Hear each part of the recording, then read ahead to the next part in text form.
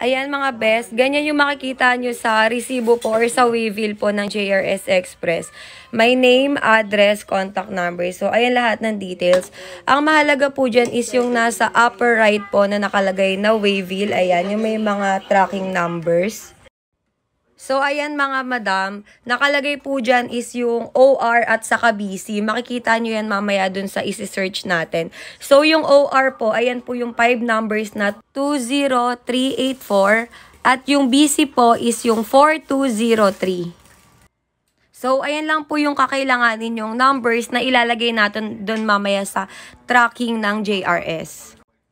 So, ayan po, para sa mga iOS user or sa mga Apple users po, ang gagamitin natin is Safari. At itatype nyo lang po is JRS Tracking. Ayan. Lalabas na po yan dyan. So, doon na po natin ilalagay yung OR number na dinemo ko sa inyo kanina.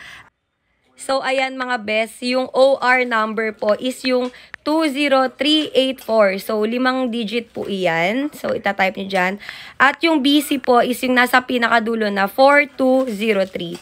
So, loading na ma'am yan. Masasearch nyo na po kung saan na po yung parcel nyo.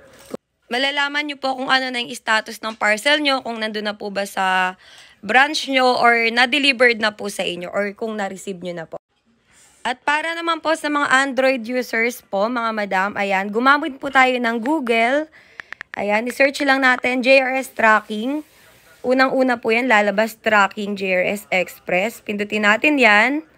Tapos, same procedure lang din po. Ilagay natin yung OR number, ayan po, na 20384. At yung BC number na 4203. At lalabas na rin po dyan ang inyong parcel status. Ganyan lang po siya kadali mga madam. Kung nagustuhan nyo po itong video na to, please like this video at huwag na rin kalimutan na mag-subscribe sa YouTube channel ko. Maraming salamat po.